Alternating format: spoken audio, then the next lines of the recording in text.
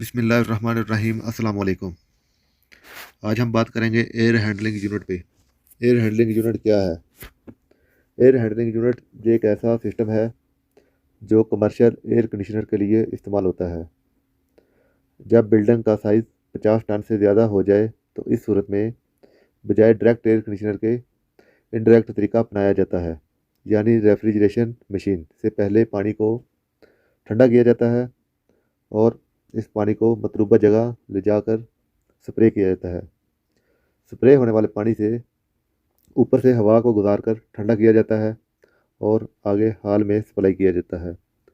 اس مقصد کے لیے چلر کا استعمال کیے جاتے ہیں۔ ان کے ذریعے پانی کو ٹھنڈا کرنے کے بعد ایئر ہینڈلنگ یونٹ میں لے جا کر ہوا ٹھنڈی کی جاتی ہے۔ یونٹ بند کیبن پر مشتمل ہوتا ہے جس کے اندر پائپ کی وائرنگ کی گئی ہوتی ہے۔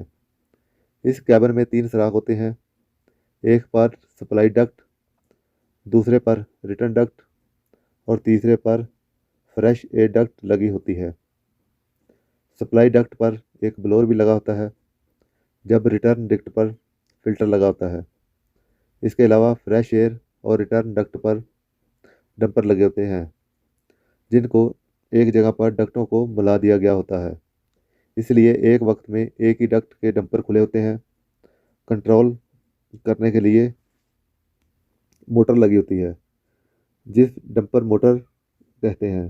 یونٹ کے چلنے کے دوران چکر کے ذریعے ٹھنڈا ہونے والے پانی کو پمپ کے ذریعے اوپر ایئر ہینڈلنگ یونٹ کے کیبن میں لگے پائپوں میں لے جایا جاتا ہے اور بلور بھی چلا دیا جاتا ہے جو چونکہ نارمل حالت میں ہوتا ہے، اس لیے ریٹرن ڈکٹ کے ڈمپر کھلے ہوں گے، جس کی وجہ سے بلور اس ڈکٹ کے راستے کمروں کی ہوا کھینچ کر اس پائپوں پر سے گزارتا ہے، جس سے اس کا ٹمپریچر ڈاؤن ہو جاتا ہے اور بلور اس سپلائی ڈکٹ کے راستے سپلائی کر دیتا ہے۔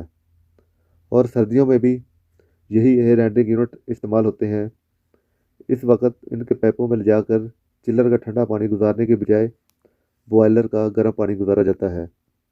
ایئر ہینڈلنگ یونٹ کی 3 صورتیں ہو سکتی ہیں: الگ الگ کمروں کے لیے، یا آپ الگ الگ فلور کے لیے اور پوری بلڈنگ کے لیے بھی استعمال کر سکتے ہیں۔ اس ایئر ہینڈلنگ یونٹ کا امید ہے آپ کو سمجھ آ گئی ہوگی۔ ایئر ہینڈلنگ یونٹ کیا ہوتا ہے؟ جو چلر کے ساتھ ہوا کو کنٹرول کرنے کے لیے ایک جگہ سے دوسری جگہ پہنچانے کے لیے استعمال کیا جاتا ہے۔ اس کو AHU بھی کہتے ہیں۔ اگر ویڈیو اچھی لگے تو لائک اور شیئر ضرور کیجیے گا۔ ویڈیو دیکھنے کا بہت شکریہ۔